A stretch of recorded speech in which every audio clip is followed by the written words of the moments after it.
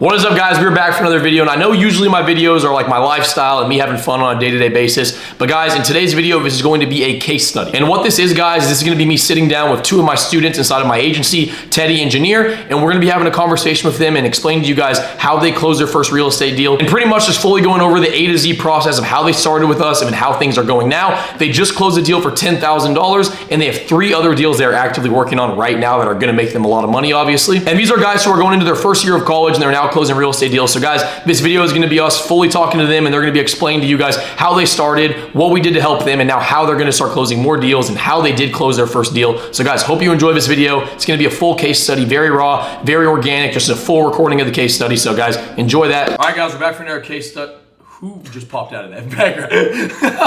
All right, guys, we're back for another case study. We're with Teddy and Janier. You guys want to introduce yourself real quick? All right, Teddy, you can go first. I'm Teddy. 18 years old, from Boston. Just started college. We just started wholesaling maybe I think it was last October, and we started with Dylan and Hunter. I think it was like February. March. Yeah, I'm Janier. I'm Teddy's partner. I'm 19. I'm also from Boston. I move into college next week. And yeah, I want to say it was March. We started September, Teddy. It was September 2024. We started with Dylan and Hunter March 2025. Like that's when everything started like running. First thing we'll talk about is kind of just like what you guys were doing before working with us and what made you guys realize like, okay, this probably isn't what we want to be doing and we need a little bit more guidance. So what we were doing before is, okay, so we closed our first deal by ourselves in December of 2024. It took us maybe like a month and a half. The closing just got delayed. And then from there, we kind of invested into a cold calling company. But it wasn't necessarily ideal. Like the pricing, we were just new to everything. Yeah. So like the pricing for what we received just wasn't ideal. And we ended up just like burning through that money, burning through leads. Our acquisitions process wasn't solidified at all. And we kind of just burnt through we got a $10,000 deal. That's what it was. And we burnt through that 10K. And I think we started to go into our own pockets, right, Teddy? Yeah. Yeah, for sure. We started going to our own pockets, and then you guys were running that PA, and you were getting like literally like no leads. It was like not even like a lead a day. Yeah, we're getting like 1 or 2 leads, and then like those leads were like so shit, like they're so bad. Yeah. Yeah. So we were like getting like, what was it, Teddy? Like minimum 15 a month. Yeah, they said minimum 15, maximum. I mean, like top end, like I think like 45 or something. Yeah. And like certain months we weren't even reaching the minimum. Like I remember the last month we worked them, it was like we got 12 leads. And cold calling, like that's not good. And we paid like $6,000 for. And what were you guys paying $6,000 for one call. $6,000. We paid an upfront fee, $6,000 for one caller. That's fine. So it was 3 months. It's probably like around like 2,200 a month. Yeah, because I remember before we started, like that first phone call me and Janier had, we were talking about that. I was like in shock, bro. I was like, what the like how, bro? Yeah. It wasn't ideal, but I think that's what comes with it. Like being a beginner, like you really just don't know. Yeah. Especially with bro, no one that's like a beginner knows how to get into marketing. It's like, because you guys closed your first deal just strictly cold calling, right?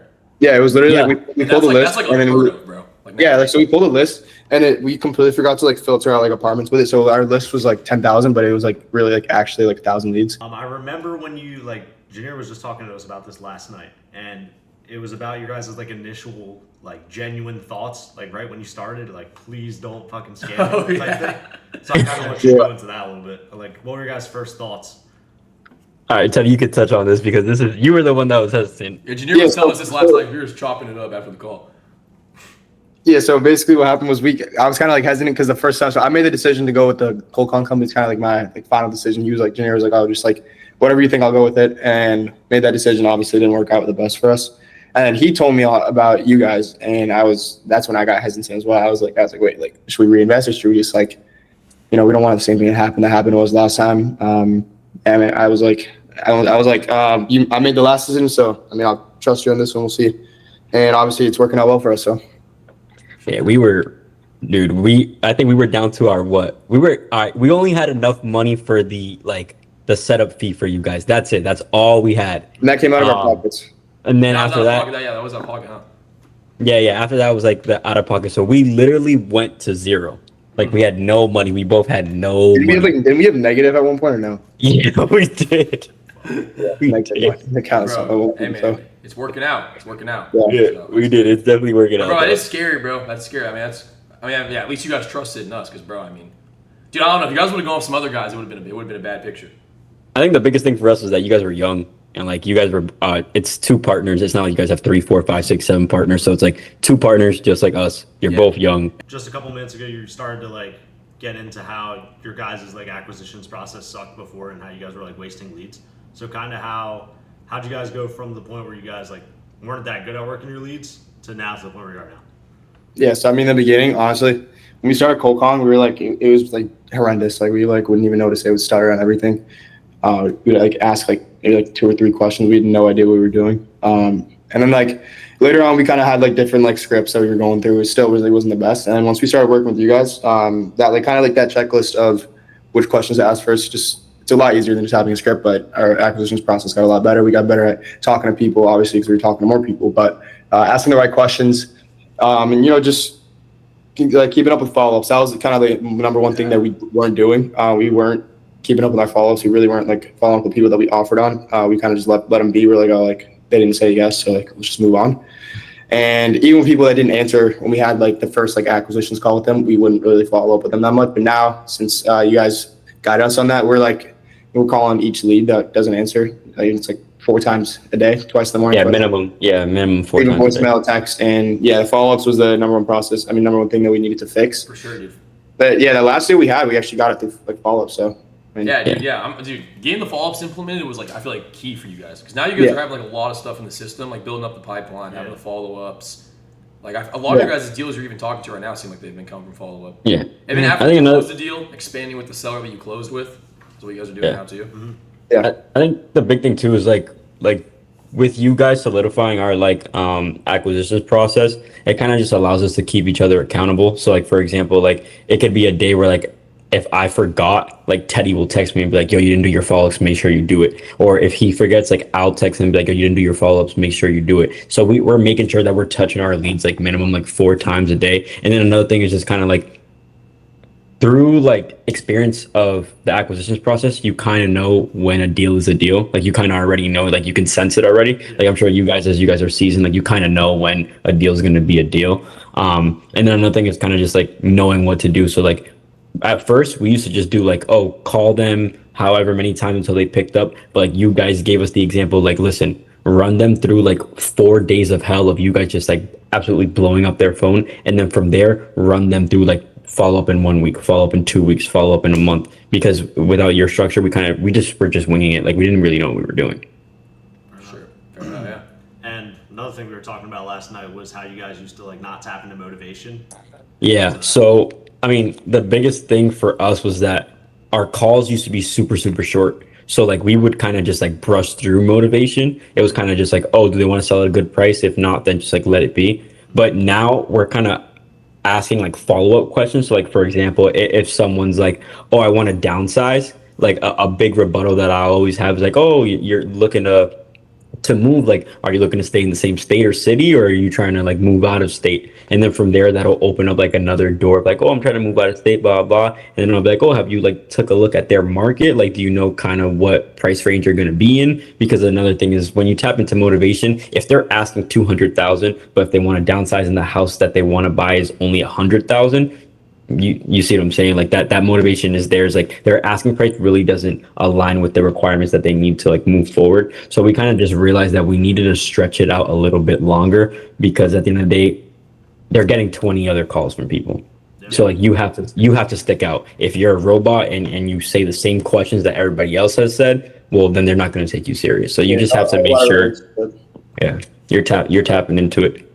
Another thing too is like with the recorded calls, like me and Teddy, like we'll listen back to each other's calls and give each other feedback. So we have you guys mentoring us and then each other giving like, oh, like this was a good call, you should do this, this, and that. And we kind of just realized that our better leads were the ones that we stretched out and really, really dug into motivation. The ones that we brushed through, it was kind of just like, they didn't really want to talk to us anyways. Yeah, fair enough, yeah. All right. So that newest deal that you guys closed, it was for $10,000, right? Another 10K deal? Yeah. Cool. Run me through how it went from like that first initial text to the point where you guys like got that wire. Like what was the process like through that?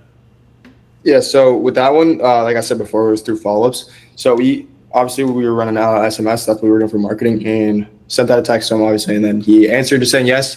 And then we had a scheduled time, I think, and he just didn't pick up the phone. So we put him in the follow up, and we just called him every day, 4 times a day. And at one point, he finally picked up, just wanted to do the acquisition stuff. Said he wanted to. He had like 14 properties. He said he was just trying to kind of liquidate everything. He's an older guy.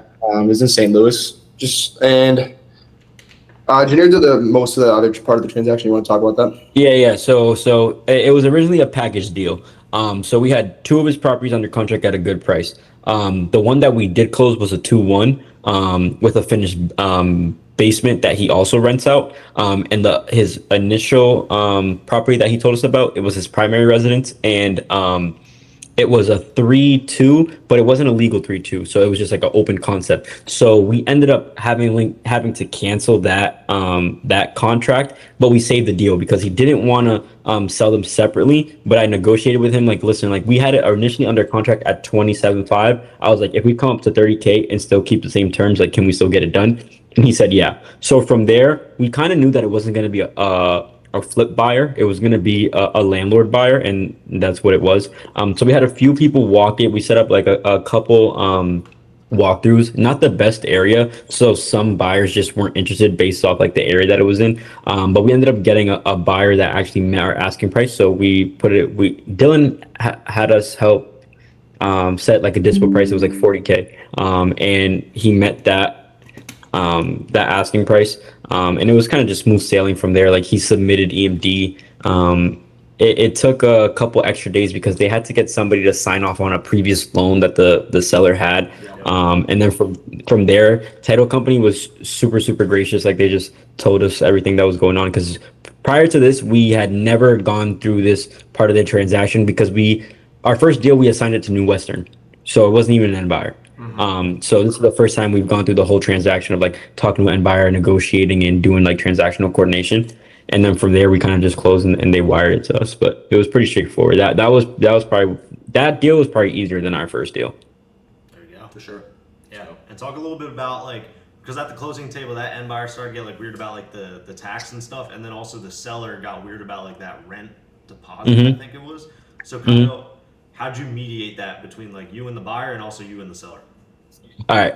Yeah. So the first thing that I did was I went back to you guys, because obviously it was just something new. And you guys kind of gave me like the outline of what to say, but then it was more so me on my own. So I guess what happened was he was supposed to get $30,000, but he didn't. He got like 27,000 due to like some sort of like back taxes, and then like a hold on the deposit. But he never asked for the deposit from the tenants.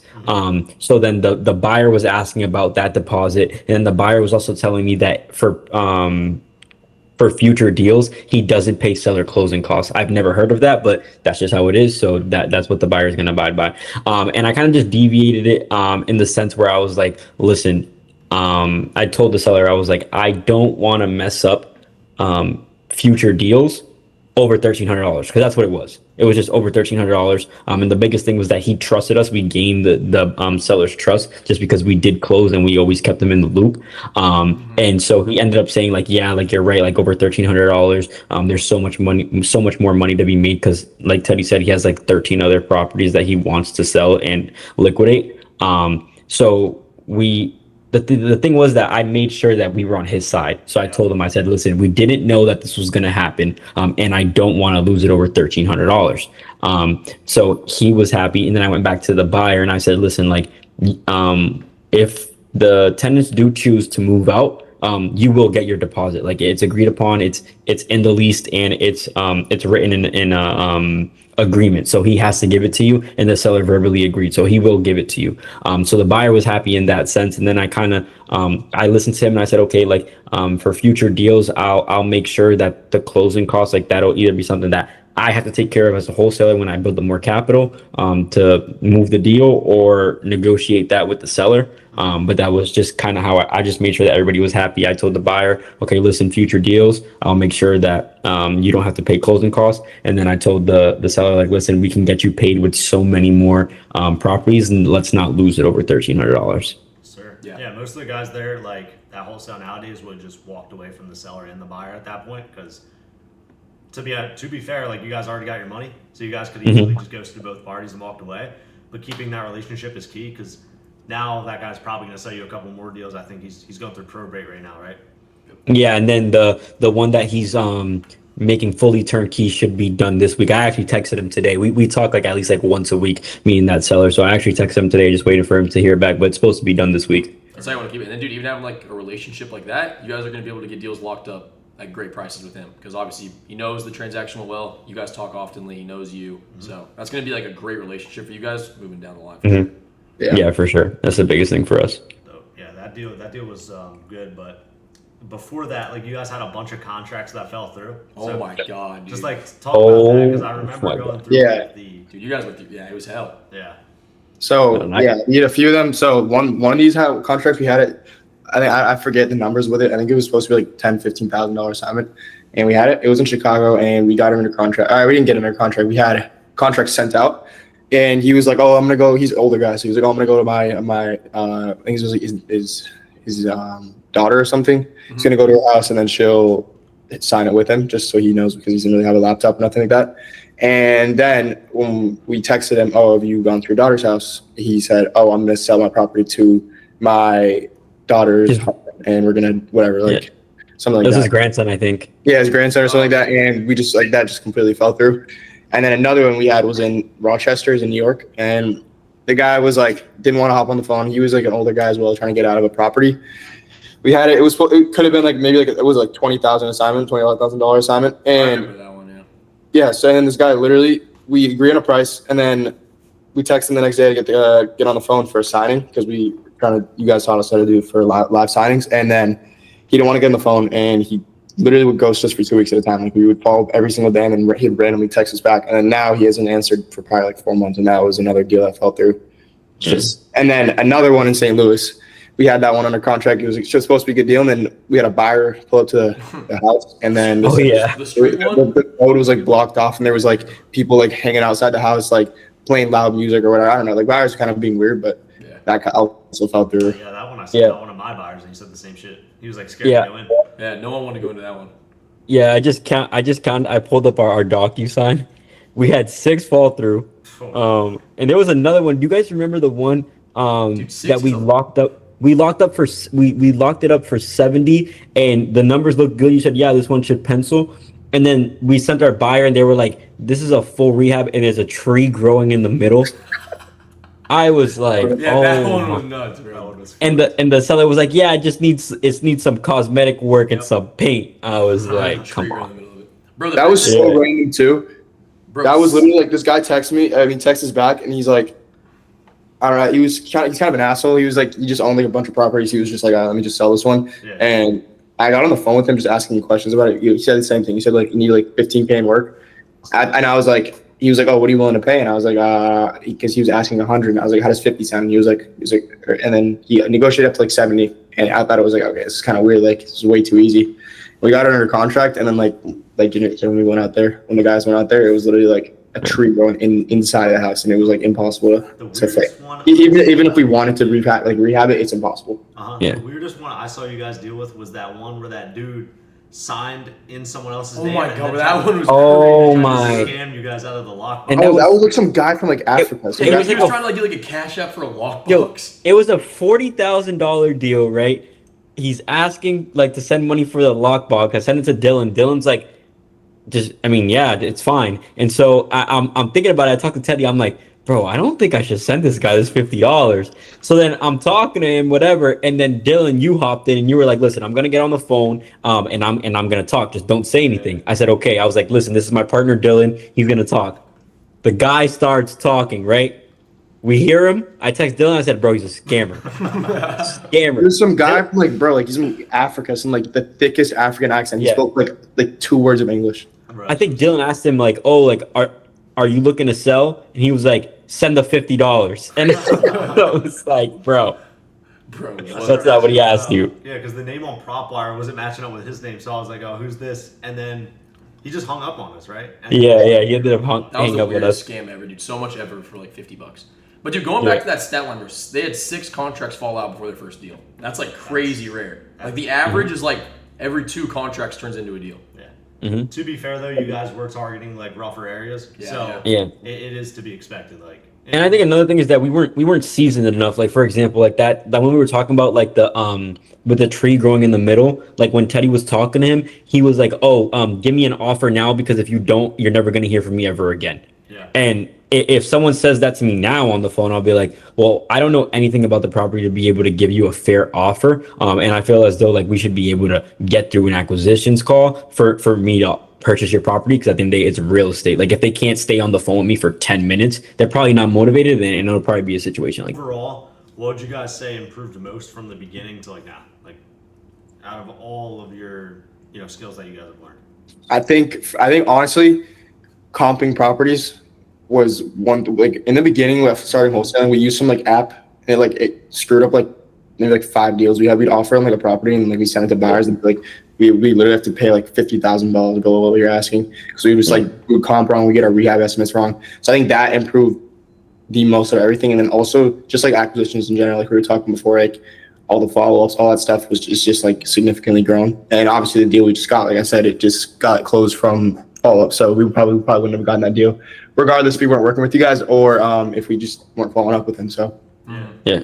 I think another thing is like probably I would say I agree with what Teddy said, and probably another thing is like confidence. So like for example, like even like miscellaneous stuff, like me and Teddy can go right now and have a conversation with a random person and explain to them A through Z what wholesaling is and how you because now we know literally A through Z. Like we know exactly what a transaction looks like, what it takes to, get stuff done. Probably just like confidence. So like for example, we used to get so down like at the beginning of SMS.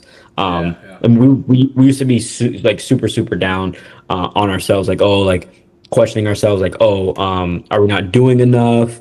Is it the leads? Is it us? We're running out of money, blah blah blah. But now it's like we already have proof of concept. We know that our acquisitions has gotten so much better, and it's only going to continue to get better. And it's more so just knowing that deals take time. Like now we're just so confident in the sense where we can sit there and not have a deal for let's say a month and not get worried because we know how the business works now. Yeah, exactly. Yeah, I mean, your guys' underwriting definitely has gotten like a ton better because like you guys, it's a part of the process to like send me the deals to check them over. Nowadays, like I can just basically look at the property, check a couple comps, and know your guys' are numbers. Yeah, like numbers even are right. even on our call last time, I mean, you guys were Teddy or not Teddy, Janier underwrote. I did, yeah. And then you underwrote it, and you guys were like 5K difference, which is pretty much the same thing. Yeah, same thing. Yeah. Yeah, like even I think even my ARV was more conservative than yours, and you were being conservative. So Yeah. and with gaining traction on that with that seller, like he was interested in that offer, and my ARV was more conservative than yours, then we know that's more than likely a deal because you had said that your ARV was actually higher than what mine was, and usually it's the other way around. Exactly. Yep. From now forward, what are your guys' like short term, mid term, and long term goals with just real estate and the business in general? I think honestly, short term, just the next few months, we want to be trying to consistently close a deal per month. Just kind of having that cash flow coming in, and it's just going to be like deal closing goals. Just obviously just improving our acquisitions, improving everything else, improving our systems, all that stuff. And then for midterm, kind of scaling up slowly but surely, not rushing anything, going 1 to 2 or 3 to 4, obviously. And then long term, I think for us in real estate, we want to. I mean, wholesaling is just like literally just like the surface. Like there's so much more that real estate has, like flips, commercial development, all that stuff. There's so much that happens within real estate, and I think at some point in the future we want to get into either development or commercial. So I think wholesaling is a great start for us, just kind of getting into it. Then we have water and all that stuff. Yeah, big things we always talk about is like how he said. So we want to get to like that deal a month. And then obviously once you're getting that deal a month, let's say like that deal, it's not 10K this time. Let's say it was like a 20, 30K, reinvest that right back into the business and have it scale to the point where we don't really have to touch the business and it's still making money. Just like tweak a little bit of stuff from there. I know we said we wanted to get into like the commercial space. But prior to that, we want to get into rentals. So like how I was telling you guys, like, oh, like that deal that we just closed, like 30K, but it's cash flowing $1,300 a month. Like that probably would have been a buy for us if we were in a better standpoint with capital. And then from there, we want to get into, I know me and Teddy have talked about like apartment complexes that's going to be big for us. And then, yeah, like the development stage, I feel like that's, with real estate, would you guys say that's like the end? Like, you know what I'm saying? Like what's past development? Commercial and development, they're kind of like the same level. Yeah, right? Like what's past development, right? Is there anything higher than that? Just bigger deals. Yeah, just biggest commercial. I mean, I'd say commercial's biggest. It's the biggest commercial deals. Yeah. To where you're like, I mean, even just like where you're buying land and you're developing into like hotels, top golfs, like Yeah. renting out, Yeah, or I mean- leasing sections of the land, stuff like that. Yeah, for us, I mean, my dad has a couple, so I've talked to my dad a little bit about this because he knows a couple guys. The people who like that he leases his office from in my town, he runs like a huge like commercial business. He knows him personally. I think he owns like $500 million in commercial real estate. Yeah. So he was saying, I was asking if we could do like maybe like kind of do an internship there, see how the ropes work, and just have that as our entry point to that. And then he knows another guy that also does development as well. So Yeah. Even like just connections like that, and then even like we were talking about it last night on the call we had. I mean, obviously like through like our mentorship with you guys. I mean, you guys just renewed. Obviously, it's been about like 4 months now. I would say roughly, or Yeah. a little over 3 months. yeah, 4 to 5 months. Yeah, 4 or 5 around there. months. So, yeah. I mean, even with that, we've kind of built even like almost like a friendship just because like we all talk so much, group chat, we text all the time, stuff like that. So even like what we were talking about with Janier last night, I mean, you guys are trying to get to where you're closing a few deals a month or even closing a deal a month. Obviously, we've already done that. I'm doing flips now. We're trying to get into things like development and stuff. So as you guys are growing, now that we've kind of built the relationship, as you guys are growing, we're also growing. So like where we'll get, we can also like kind of help you guys get rebound information off of that, yeah. So when you guys want to get into flips, help you guys with flips. When you guys want to get into development, we'll probably already be pretty into that and help you guys with that and stuff like that.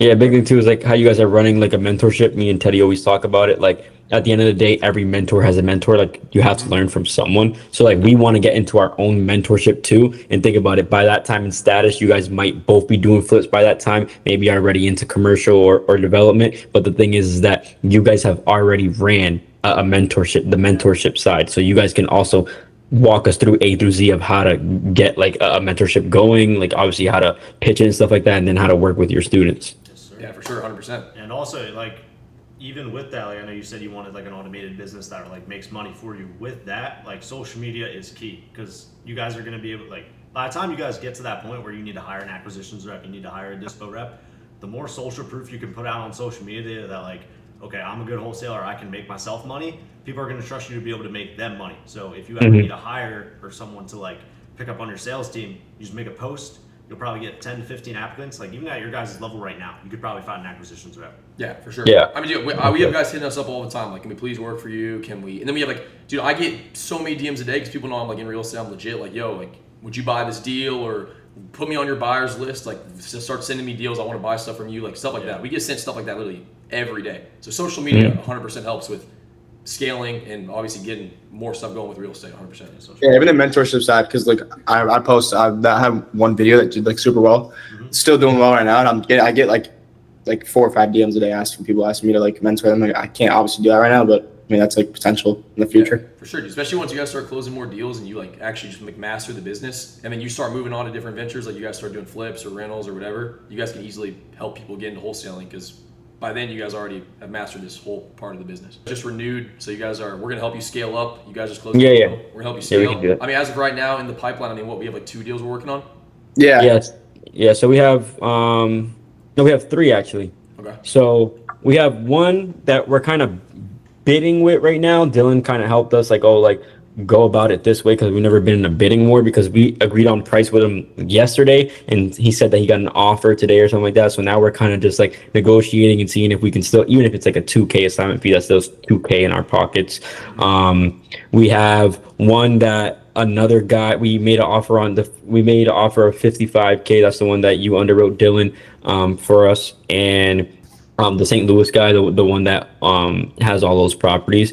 So kind of just those 3 right now. We're doing SMS marketing. That's what we're still in because the 10K assignment fee, you guys obviously like ran through pros and cons of other marketing channels, and obviously SMS was the best one to stick with, and it's treating us well right now. Yeah. And then from there, you guys to over leverage budget. You Yeah, guys did for- triple your volume though. Yeah. Triple volume. Well, now today they tripled volume. oh, today it's been good. I run accounts 2 and 3. Teddy runs 1.